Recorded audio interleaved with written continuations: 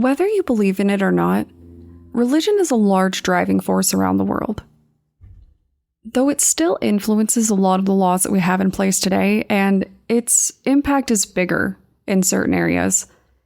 In the early 1800s, religion was kind of it. It was an all-encompassing culture and belief system.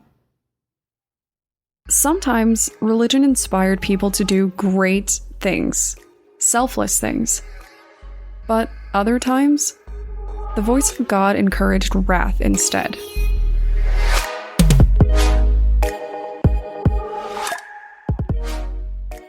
My name is Brienne, and I'm the host and creator of Among the Dirt and Trees, a show where we explore true crime cases that occur out in nature. In today's episode, we're going to explore the tale of the Mary Russell, a ship that was brought to shore with a slain crew when the captain experienced a bout of religious delusions and paranoia in 1828. I do like to try to be considerate when it comes to belief systems, and I understand that not everyone shares my beliefs, so I want to be upfront about a few things before we go into this. As I've said before, I am not religious in any way, and I will be telling this story from a completely secular viewpoint. So, if that makes you uncomfortable, I do just want you to be aware of it in advance. I'm not here to speak on what anyone does or does not believe, but I think that you'll find this story goes well beyond a simple prayer or a day at church. When there's a pile of dead bodies and someone says, "God made me do it," I just kind of have to wonder what happened there. This episode will focus on mental health, cognitive bias, and the role that religion sometimes plays during mental health episodes. But I will say that it is one truly interesting story all the same, so I think you still might like it. The day was June 26, 1828, when the Mary Russell, captained by esteemed Captain William Stewart, arrived back in the docks. All around the area, people were sharing shocked whispers and gossiping like crazy. The rumor was that the ship was full of dead bodies, an entire crew slain without reason. At least, no one knew the reason at the time. After talking with Captain William Stewart, an interesting story would come to light. According to Captain Stewart, the ship and crew had picked up an unexpected guest along the way. The man was known as Captain James Rains, and as a general fun fact, I had to go back and re-record this episode because I accidentally put James Rayner like the StarCraft character. But anyway, he had a fairly questionable reputation, to put it lightly. It is true that he was once considered to be quite competent and skilled, but recent years had led him down a darker path. These days, James Rains began to start and end his days by looking down a brown bottle, and his drunken reputation had spread far and wide. Formerly the first mate aboard another ship, he was now a drunk who was fired over his conduct. Reluctantly, Captain Stewart agreed to help Captain Rains catch a ride home. And then, something strange happened. Everything was going on like it should have, but one night, Captain Stewart had a strange and upsetting dream. He dreamt that Captain Rains was planning a mutiny aboard his ship. While some would have ignored the dream, thinking it little more than, a dream, or simply chalked it up to nerves with the stranger aboard, Captain Stewart took it more seriously than that. He believed that the dream was a sign from God. And then he got a visit from humanity's good friend, cognitive bias. Confirmation bias is a form of cognitive bias where your brain actively seeks out information to support your personal belief system. While it can seem credible because of how our brains seek and retain that information, it's almost always misleading. Unless you're Harry Potter trailing Malfoy because he's the son of Death Eaters and a general nightmare, and you just so happen to be right that he is up to no good, you'll find that this kind of bias gets you into more trouble than anything. Overall, it's kind of limiting. If you'll remember, Ron and Hermione even told Harry to tone it down because he was actively seeking out the evidence against Malfoy. Yes, he happened to be right, but that isn't always the case. It's fiction, and while fiction is fun, it isn't always indicative of what to expect in reality. In this case, Captain Stewart had the belief that Captain Rains was up to no good, and with this bias in place, he started to see the evidence everywhere, which just fueled his paranoia like crazy. He didn't like the fact that James Rains would hang out with the crew instead of him, and he especially didn't like the fact that they would frequently speak in Gaelic, a language that Stewart did not speak himself. In his mind, they were sharing secrets and talking behind his back like a group of catty girls. Or boys, anybody can be catty. But knowing that Rains had nothing to lose, Stewart convinced himself that Rains had plans to become a pirate and was going to turn the crew against him and steal his ship. This was worsened when one of the crew members asked to learn more about celestial navigation. Maybe they just wanted to improve their skills, but he thought this was suspicious. And when another person asked if they thought that Rains was a competent navigator, he got really nervous. In his mind, they were feeling everything out to see if they could carry on with James Rains instead of him, and it only got worse from there. He continued to look for his evidence, and everywhere he looked, he saw it. In his own mind, his crew was secretly turning against him, and then he started to really slip off the edge. Before long, he was sleeping armed, convinced that somebody was coming to kill him. To calm himself, he actually forced his most trusted crew to sleep on the ground in his cabin, and then he really lost it. He became convinced that he would need to ensure that the crew could not sail without him. He threw out the logbooks, the navigational charts, and anything else that would assist them in getting home, basically. And when there was nothing left to calm his paranoia, he finally took aggressive action. After his first mate, a man named William Smith, grabbed parts to fix a lamp, which seems pretty normal, Captain Stewart ordered his trusted few to tie the first mate up.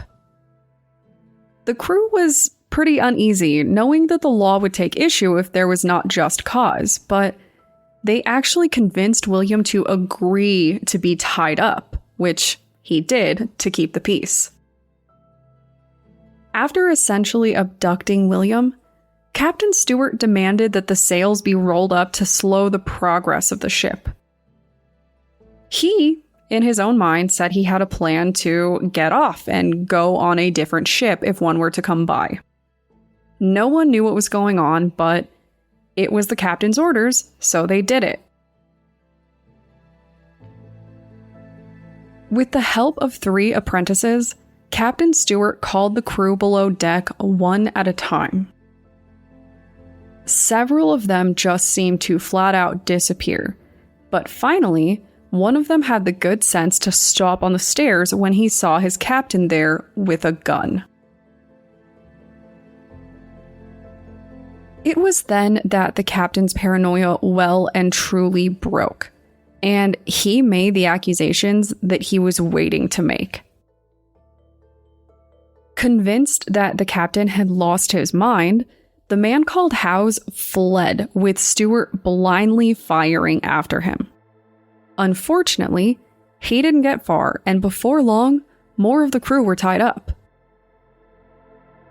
They remained there all night, and by morning, they had made solid progress towards loosening the ropes in hopes of escaping. Howes managed to flee again, this time being shot several times, but he actually managed to hide among the cargo. Captain Stewart thought that he shot him to death, but he actually managed to stay hidden. So, a lot was going on, to say the least.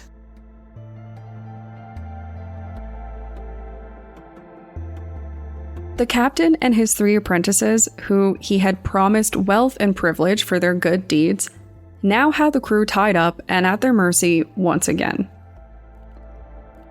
It was then that Captain Stewart realized something completely sensible. And by that, I mean, not at all. He decided that if God believed that his crew was innocent, another ship, or something, or someone would have come by to stop him. Since that didn't happen, he took this as an indication that God approved of his decision to kill the crew for their mutiny. You know, the one that he imagined in his head that was clearly not going on, probably. Captain Stewart walked through the room with a crowbar and bludgeoned the crew to death. Then he went back through with an axe for good measure. When he was done, he forced the apprentices to make him a giant meal and enjoyed a nice smoke. You know, like a sane person does after killing everybody around them.